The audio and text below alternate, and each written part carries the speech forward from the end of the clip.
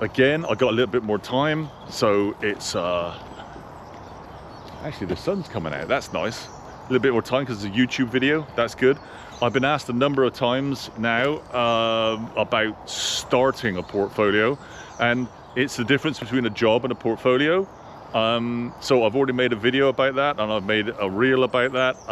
What I'm saying is lease purchase options, that might be a way to start. I didn't start that way. Deal sourcing, well, that's just a job. Rent to rent, that's just a job. Airbnb, if you're using other people's property, that's just a job. So what I'm saying is, how do you start? Now, this is not advice. I'm not saying this is advice at all. All I'm saying is how I did it. Right, and I've been doing this a long time now. Now, how I did it was I just started with one. So everybody wants that super fast, in 12 months time, I want to be on a jet ski in Dubai. Yeah, that don't work. Not long term. You might be okay. You might be able to flip something, get a couple of grand together, and go on holiday and hire a jet ski. Maybe. That's not building generational wealth. That's not building long-term wealth, is it? That's building enough money to go on holiday and get a jet ski. So what I'm saying is start with one. You don't have to begin and say, right, I've gone to this housing estate and off plan, and you can, off plan, I've bought 6 houses.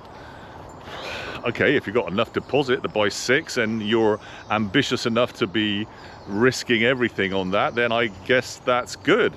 I'm certainly not saying don't try that, but what I am saying is just start small, just get one. Now, if you can't afford a castle, get a house. If you can't afford a house, get a flat. Now, it's all according where you are, isn't it? If you're up in the Midlands or up north, the houses are going to be a lot cheaper than they are down here. I'm in Bristol. I'm at the M4, M5 crossroads, yeah?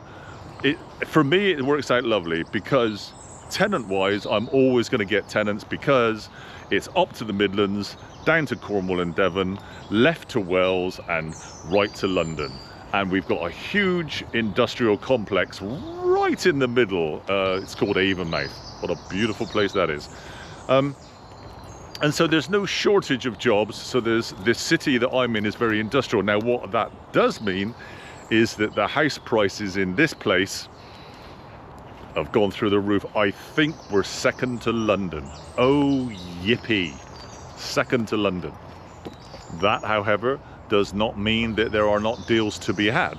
There are deals to be had. But what I just said is, if you can't buy a castle, buy a house. You can't buy a house, buy a flat. Start with just one.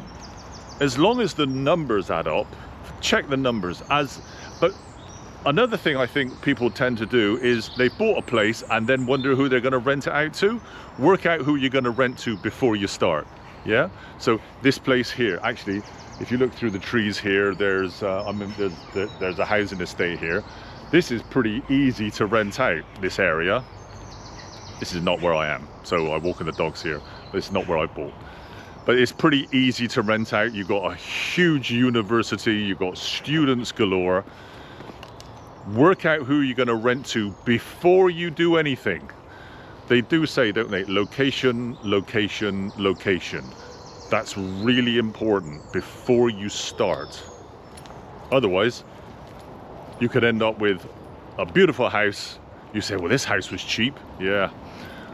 If there's any such thing as a cheap house. You say, I've got a cheap house. I've spent thousands on it. I've done it up. It's perfect. You say, yeah, now you can't rent it out. Or the rent is half of what it is in a different area because nobody really wants it. So go really careful about who your end user is going to be. But I keep coming back to it. It's no good having this thought process of buying 6 houses in one go. Start just with one. Maybe pay it down a little bit or not. So it might take you a year, it might take you longer to get over the purchase of that first flat, that first property, that first deal. So don't go thinking month 3 we're going to be looking at our second deal, or you can. Now, if you believe the reels that you see on Instagram, Well, these people are walking around with their tennis shoes on, driving their big Range Rovers, and they're doing a deal on Friday, but they got another one in the pipeline for next week. Yeah, okay, if that works, if that's true, all I'm saying is what worked for me. Now this is like an honest to God truth. Just start with one and do it. Save the deposit, work the overtime. So your job, yeah, I don't know, if you're, say, a service advisor in a car dealership, and you say, I want to get into property, okay, work all the overtime you can, get all the money you can, save it. Don't spend a single penny. I didn't in the beginning. Things are different now. Save everything you got, everything you got, save it, use it for a deposit. Now that's crushing, because you can't go to Starbucks, and you can't go to Costa, and the thought of going out to a restaurant. There's some restaurants, I've taken the wife, and at the end of the day, this is like £200. I think, what did I buy for £200? I'm not sure what I did buy. So that's an interesting one. So all that's got to end. Stop it. You can't do that. You've got to be relatively single-minded about the direction with which you're going. And I mean that, single-minded. So now I'm talking to my kids about it. 2 of them don't want to do it, and 2 of them do. And the 2 that do are relatively single-minded. They don't, they'll go out and they'll take sandwiches with them because they've made it themselves. That means I pay for it. Okay. But what I mean to say is, they're not going out for meals and getting drunk 3 times a week. Now, that might be the wrong approach. I don't know. It's what's good for you, isn't it? It's what's good. Someone says, no, I want to go out and have a drink. Well, then go out and have a drink. But you can't have both. You can't have a property, well, in the future, a property empire, and get drunk on a 2 or 3 week basis and go out for meals every other day. It can't be done. You can't be chopping and changing your car on a big lease and saying, well, I got this big BMW and it's costing me £1.5 grand a month in lease. No, you can't do that. So bring your outgoings right down, your income maxed out, get a deposit. Your job is only a vehicle to get a deposit. That's all. Now then, this is pretty important. So you need to listen to this. And if you made it this far in the video, well done. But this is kind of one of the most important things after you've worked out where you actually want to buy because of your end user. The thing is, it's a bit like exercise, isn't it? So who wants to go to the gym? Now I go to the gym, it's stupid o'clock, because that's just the way I am, and I'm frightened. I want the results the gym gives me way more than I want the sleep and the relaxation on the sofa. Now, here's the thing. The biggest part of exercise is getting off the sofa. That's like 50% of the job is done. The dog is laying in a puddle and it's about to get in my car. 50% of exercise is just getting out the sofa. Once you're off the sofa and in the car, most of it's done, because the rest of it is just, you're going to do it. Now the same here is for property investment. You're all busy talking about what you want to do, yeah, but you ain't doing it. So it goes back to, well, work out where you want first, and just do the one deal, just the one. Don't worry about what you're going to be doing in 6 months' time, or how you're going to scale it up or anything like that. Just do the one deal. But the thing is, you've got to get off the sofa. So it's okay perusing the internet and looking on Rightmove and sending out emails and whatever. You have literally got to get off the sofa, get out there, look at them, start making offers, find a mortgage lender. Now, highly likely, the estate agent will want you to use their mortgage lender. Now, in my view, that's been quite handy, because if you use an external mortgage lender, First of all, they don't like it because there's a lot of commission on mortgages, so they make their money out of it. But it's not just that. If they'll chase their mortgage lender, they'll keep chasing and keep chasing and keep chasing, and it's horrible. If it's their mortgage lender, the estate agent walks up from one desk and walks around to the other desk and asks the mortgage lender what's going on, and it's their problem if things aren't moving very quickly. So that kind of works out. So what I'm saying is this, is get out there, start looking, make an offer, make sure you got the deposit, and if it's your first one, the stamp duty will be pretty low. Yeah, if it's your second one, no, you need to really consider that. And just start the get off the sofa. Get off the sofa and start the process. Go and get a viewing. Make 3 or 4 viewings. Now you're going to say, I can't take the time off of work. Then don't do it. There's all these excuses. Oh, excuse after excuse after excuse. I can't do it. I'm tired. It's too late. It's 6 o'clock. I finished late. I got an early start. It's all too much at the moment. The weekend's busy. I'm seeing a friend. Oh, come on. Stop with the excuses and just focus on the one thing, which is buying that house or flat or studio or a castle. Could be a castle. So what I'm saying is, get off the sofa, get down the estate agent, find out what their name is. They'll most likely be wearing a grey suit that doesn't go down to, they might even have no socks. Oh dear Lord above, if they don't have any socks, that's always a start, isn't it? They won't be living in Dubai, okay? So what I'm saying is get down there, make an offer, start the process.